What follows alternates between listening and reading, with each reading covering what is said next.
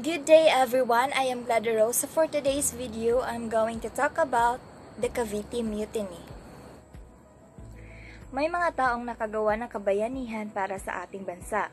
Sila ay daan sa hirap at sakripisyo dahil sa kanilang pagmamahal sa ating bayan upang makamit ang ating kalayaan, at ang iba sa kanila ay nagbuhis pa ng kanilang buhay. May dalawang uri ng paring Katoliko sa ating bansa. Una, paring regular, kabilang sa isang order tulad ng Agustino, Franciscano, Dominicano at iba pa. Pangalawa, paring secular, mga Pilipinong pari na nag-aaral sa seminaryo o pang mga siwa sa isang parokya. Noon pa man sa panahon ng pananakop ng mga Espanyol sa bansang Pilipinas ay hindi na pantay ang pagtingin at pagtrato sa mga Pilipino at sa mga Espanyol. Higit na pinapanigan ng mga namumuno sa pamahalaan ang mga kapwa nila Espanyol. Samantala, hangad ng mga Pilipino na makamit ang liberalismo kung saan ay magbibigay ng pantay karapatan sa mga Pilipino pagdating sa pagkakataong pampolitiko at katayuan sa buhay. Inatasan ng hari ng Espanya si Carlos Maria de la Torre na magtungo sa Pilipinas at pamunuan ang bansang ito. Taong 1859 ay ipinagkatiwala ng hari ang pamamalakat at pagpapaunlad sa bansang kolonyal ng Espanya, ang Pilipinas, dahil hangad niya ang kabutihan para sa lahat. Si Gobernador Carlos Maria de la Torre nagpatupad ng mga mahusay na patakaran at naging maganda ang pakikitungo sa mga Pilipino. Naniniwala siya sa liberalismo o pantay na pagtingin sa karapatan ng Pilipino at Espanyol. Dahil sa kanyang maayos na pagdala sa kolonyal, maraming mga praile ang hindi natuwa dito. Si Rafael D. Izquierdo ang pumalit kay Carlos Maria de la Torre at nanungkulan bilang sunod na gobernador noong 1871 to 1873. Naging malupit siya sa pamamalakad sa mga katutubong Pilipino. Muli niyang pinatupad ang censorship o paglimita sa pamamahayag.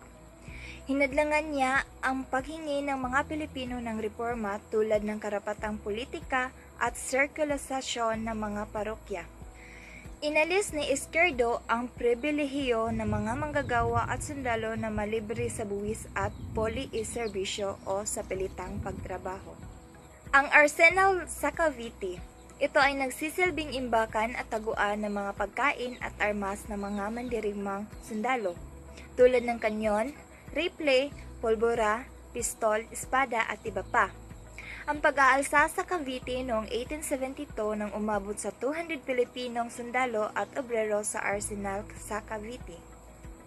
Madali ang nasupo ng pamahalaang kolonyal ang pag-aaklas, ngunit naging makabuluhan ito sa kasaysayan dahil ginamit itong dahilan upang supulin ang mga Pilipinong makabayan at humingi ng reforma sa pamahalaan.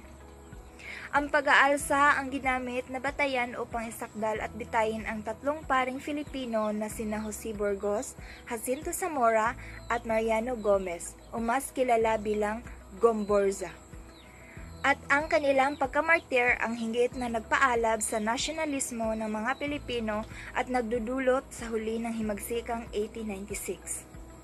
Sa pamumuno ni Fernando Lamadrid, isang mistisong sarhento, nag-alsa sila noong Enero 20, 1872. Nakubkob nila ang Fuerza San Felipe at pinaslang ang 11 Espanyol na opisyal, na inakala ng mga nag-aaklas na sasamahan sila ng mga sundalo sa Maynila. Hudyat dapat nang simula ng labanan ang pagputok mula sa Intramuros noong gabing iyon. Sa kasamaang palad, ang hudyat sa kanilang nakita at sinunod ay isa lamang pagpapaputok para sa pagdiriwang ng pesta ng Birhen ng Lorito, patron ng Sampaloc.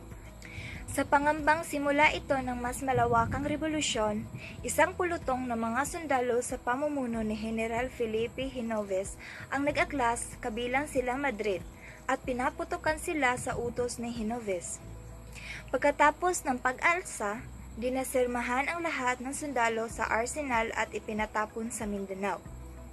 Dinakip at binitay o ipinatapon ang mga pinaghinalaang sumuporta sa pag-aaklas.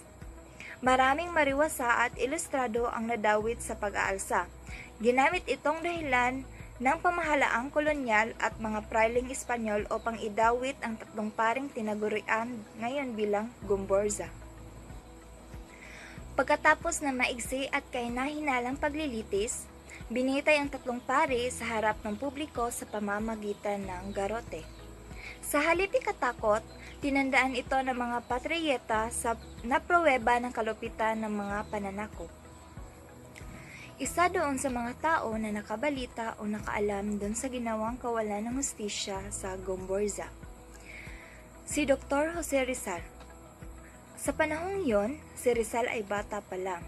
Ikwinento ng kapatid ni Jose Rizal na si Pasiano ang nangyari sa ginawa ng Kastila sa Gomburza. Dito nakita ni Jose Rizal yung ginawang mali ng mga Kastila o mga Espanyol sa mga Pilipino. Dito siya nagsimulang magkaroon ng pananaw na dapat magkaroon ng pagbabago dito sa bansa. Ang mahalagang personalidad na nagdulot ng Philippine Revolution ay si Jose Rizal. Tandaan po natin doon sa mismong sinulat ni Jose Rizal na El Filibusterismo, ang libro na yan ay he dedicated it to the Gomburza. Ang sabi ni Jose Rizal, kung hindi dahil sa Gomburza, malamang ay naging pari na siya sa simbahang Katoliko. Kung titingnan natin sa pahayag ni Jose Rizal na yon, dahil sa pagsakripisyo doon sa pagpapakamartir ng Gomburza, namulat si Jose Rizal. So, ang epekto nun sa 1896 Revolution, kung wala si Jose Rizal, hindi maisusulat ang Nolimitang Hiri at El Filibusterismo. So, that's it for today's video. Thank you for watching. I hope you understand. Keep safe and God bless. Bye-bye!